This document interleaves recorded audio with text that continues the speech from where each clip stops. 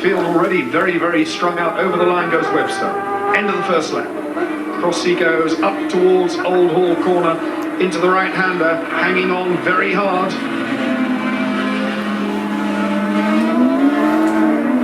Waterproof gear over the leathers, very essential, I would have thought, in this sort of going. The sidecar competitors have been hanging around most of the day to get out on the circuit. They've seen the dry weather turn into wet, and they've had to go out and endure these sorts of conditions. But just a look at Webster now, the gap he's opening out.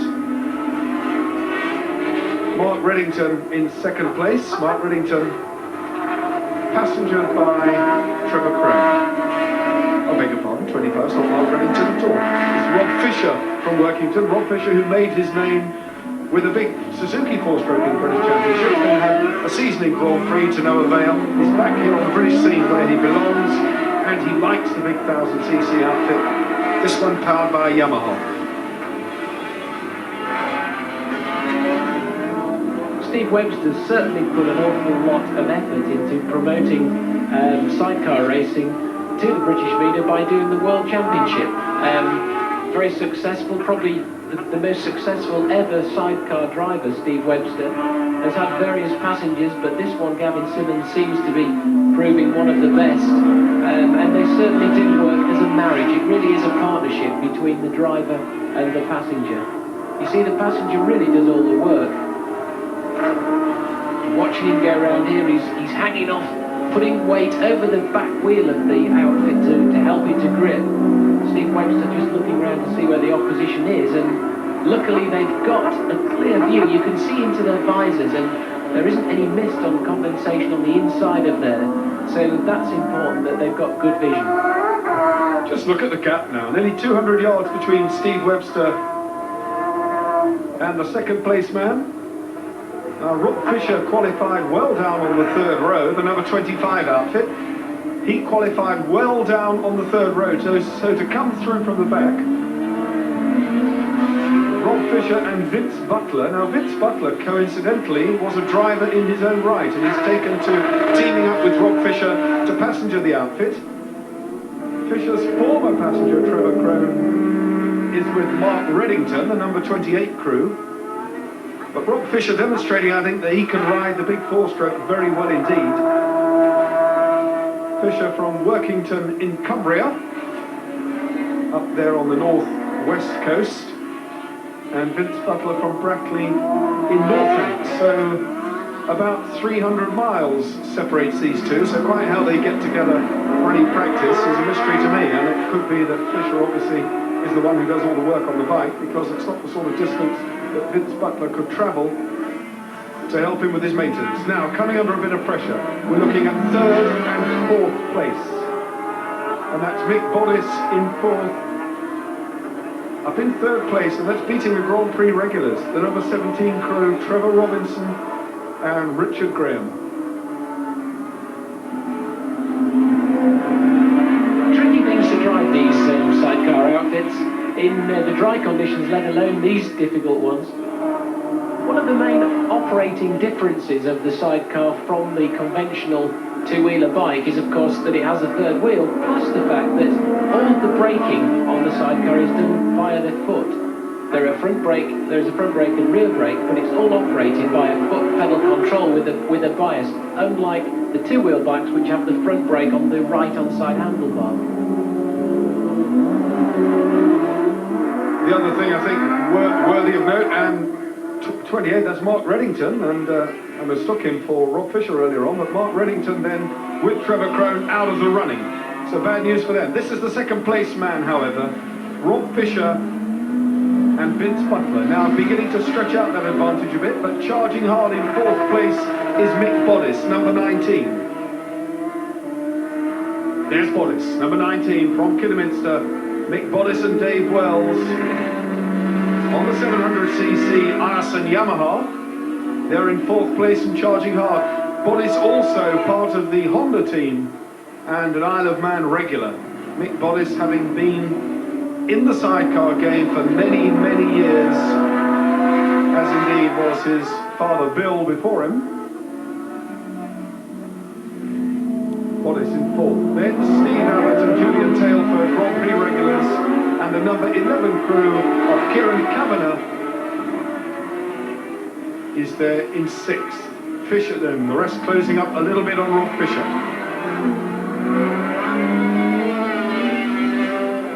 Really, the sidecar passenger has all the work to do, as I mentioned earlier. I was very fortunate to be given a lap or 2 laps around Oulton Park with Steve Webster as his passenger. And I must say that after 2 laps, I had to prise my fingers literally away from those handholds. The passenger hangs on with a little handbar. He hangs on with both hands and grips so tightly to keep himself there and moving around that by the end of it, his forearms are so pumped up, it would be difficult for him to prise them off. Rob Fisher, 2nd place. Trevor Robinson, nicely situated, the number 17 crew, just in your picture now, but there's Rob Fisher, all the way down from Cumbria. Rob Fisher, a former motocross sidecar driver as well, in his formative years, rode for many seasons in the world of sidecar cross before turning his hand to what I have to say is a far more expensive branch of three-wheeler sport. One of these outfits in this sort of condition would cost something in the region of £30,000 to build and get onto the circuit for the first year. And most of them, I would have thought, need at least a spare engine, spare set of wheels. So not a cheap sport. You could argue, I suppose, that with 2 of them, then the cost could at least be split down the middle, but it isn't always the case. Normally the driver bears the brunt of the cost and foots all the bills. Webster, though, clearly away now, 10.5 seconds almost is the gap. And Mick Boddice, Abbott, Kavanagh all tailing on behind, but it's Rob Fisher, number 25. Here's the race leader, Steve Webster and Gavin Simmons on the Honda ADM, the 4-cylinder 2-stroke with Honda cylinders in the LCR chassis, which is like a 3-wheeled racing car, aluminium box chassis, a lot of carbon fibre in there as well. The sidecar class is really where there is an awful lot of home-built, home-brewed engineering work going on. The 2-wheeler class tends to use the standard equipment that the manufacturer builds and supplies, whereas most of these outfits are almost homemade. You'll find these guys working on these outfits back in their own workshop back at home all the way through the week. Most of them have a full-time occupation, and then to come out and be blessed with this kind of weather, it really is tough luck. Blessed is a very kind word. Fisher then still holding off the challenge, but just look at Mick Boddice. Mick Boddice, number 19, in 4th place and determined, I think, to get a rostrum finish here. And the man in front of him, I hazard a guess, Trevor Robinson, is on a much, much bigger engine. He's on an 1100cc Suzuki, which is the same sort of machine that Rob Fisher ran to his first Super Cup title on. So the big Suzuki is obviously the machine that delivers the power. It's the right sort of engine for this, but Oulton Park, a very fast circuit. Of course, the bike will be a lot heavier with that big 1100cc Suzuki in there. But Trevor Robinson, the number 17 crew, is now just beginning, I suspect, to ease away from Mick Boddice. Boddice and Wells, number 19, still hanging in there. We are at 3/4 distance. A very short race indeed. These men have been waiting virtually all day to contest this race, but there are 20 championship points at stake. One driver, Brinley, on outfit number 3, who's back in 9th place at the moment. That's quite disappointing. He's a strong challenger normally, and I can't help but think that he's made either a wrong tyre choice or having some kind of misfire.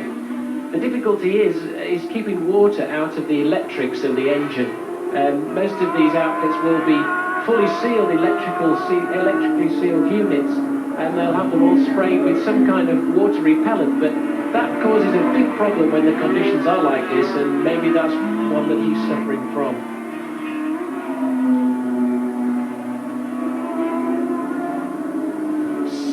Second place man on his way through, Rob Fisher. Now look at this. This is the scrap of 3rd place Mick Boddice that has been dropped off the back just a little bit, the number 19. Short, stocky, just 5'8", Mick Boddice, red hair, very distinctive character when he's walking around the pits. and an accomplished TT winner on a number of occasions, and his first win in the Isle of Man in 1983. Since then, a whole string of TT successes. 84, 85, 87, 88, 89, 90, all those years, different facets of the TT sidecar racing fell to Mick Bollis, and he'll be there again this year campaigning the Honda. But he's in a plume of spray now behind Trevor Robinson, this man, number 17, making it almost impossible for Mick Bollis to do anything about getting closer.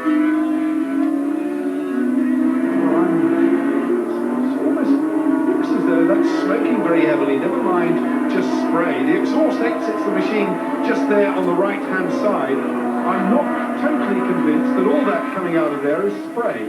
It looks as though it's smoking over heavily, Roger. I would have to agree that the Suzuki engine on this machine, it doesn't sound particularly healthy either, and maybe the fact that it is a large capacity 1100cc is making up for the fact that it's misfiring. Well, clearly it's taking oil into the combustion chamber then, getting oil inside the engine because it's smoking really badly. Could be that, well, Mick Bollis will be breathing that, of course. He's right behind. He'll be taking all that smoke in. So he will be under no illusion that there's a major problem with the engine of the number 17 bike and might just be sitting there waiting for it all to go bang. But a mixture of spray and smoke and one lap just over, well, 2.5 miles of the circuit once they come over the line on the last lap. Will it go the distance? I don't know. It won't be punished too hard in these conditions. It's not as if he's wringing its neck all the way to the line. But Fisher now in second place. As over the line goes Steve Webster on his last lap. Rob Fisher will be the next to go over the line, but this man now with a 12-second advantage. Gavin Simmons hanging on for dear life, I think, is the right word in the back there. The platform will be very slippery, as will the handholds. The passenger will be under no illusion that should he fall out, then he'd have a major problem. The rules of the game say quite simply they have to go over the line together. Webster, Simmons, 12 seconds ahead of second placeman Rob Fisher, with Vince Butler holding down the third wheel. Simmons throws his leg across the back, reaches down for that handhold, which is very low on the right-hand side of the bike. A tail ender ahead of him, but it's a mere formality, I suspect, to somebody of Webster's ability. Yeah, Webster being our main challenger for the World Championship, in fact leading after the first round, he really is the man in form. He's not going to be beaten at all now in this race, barring a mechanical failure by Webster, but really has done a lot for sidecar racing and does deserve to do well. Well and truly then on the last lap, as he goes over the top of Clay Hill. Steve Webster, Gavin Simmons in among the traffic again on this, the last lap, but they know they have a huge cushion. Well over 14 seconds now is the gap, but there's just a second between the third and fourth place men, and that's where the action is. Look at the traffic as Webster threads his way through. Vision for him, of course, will be a problem now. He hasn't had to encounter much in the way of spray for 2/3 of this race. But a checkered flag is out, and Steve Webster takes the win. 20 points, that sets his stall out very nicely for the British Championship, and they're pleased with that. Wouldn't have thought they would derive too much satisfaction from this. Second place, Rob Fisher goes over the line, a bit of a flick on the sidecar wheel. Trevor Robinson gets third, and still in fourth place, number 19, Mick Bollis. There's the leader and the winner, Steve Webster, Gavin Simmons. The championship round one goes to them.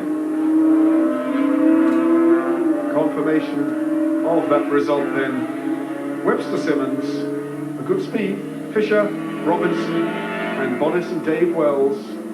Steve Abbott came in, and Kavanagh and Stapleford brought up 6.